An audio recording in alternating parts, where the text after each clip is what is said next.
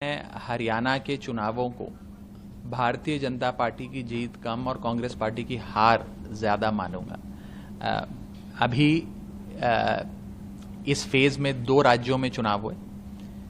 एक जम्मू कश्मीर के राज्य में जहां गठबंधन का चुनाव लड़ा गया, जहां कांग्रेस पार्टी और नेशनल कॉन्फ्रेंस ने साथ आकर चुनाव लड़ा, वहां परिणाम जो आए वो भिन्न है। वहां पे भारतीय जनता पार्टी हारी और गठबंधन जीता। हरियाणा में दुर्भाग्यपूर्ण गठबंधन नहीं बन पाया और यहां पर नतीजे भिन्न हैं। यहां पर भारतीय जनता पार्टी जीती।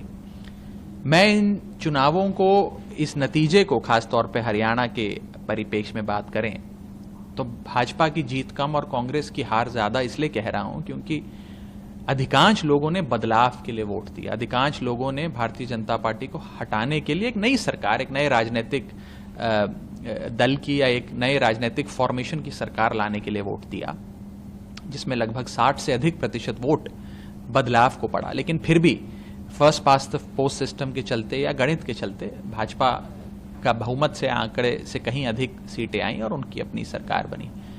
इसीलिए मेरा यह मानना है कि अगर हम एकजुट होकर शायद चुनाव लड़ते तो नतीजे अलग हो सकते थे। लेकिन जो 2 राज्यों के परिणाम आए, कांग्रेस पार्टी तो कह रही है कि हरियाणा में लोकतंत्र हार गया, तंत्र जीत गया।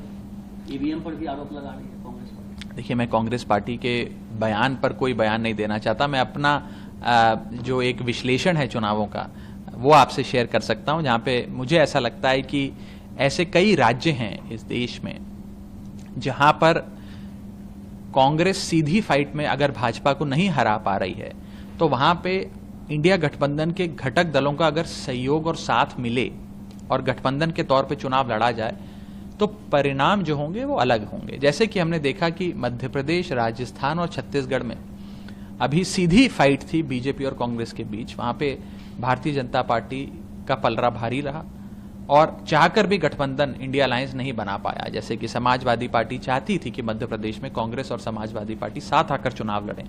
यहां तक कि समाजवादी पार्टी के अपने विधायक भी थे मध्य प्रदेश में, लेकिन वो हो नहीं पाया, जिसके चलते भारतीय जनता पार्टी को एक एज मिला, जिससे वो जीत की कगार तक, जीत की फिनिश लाइन तक पहुंच पाए।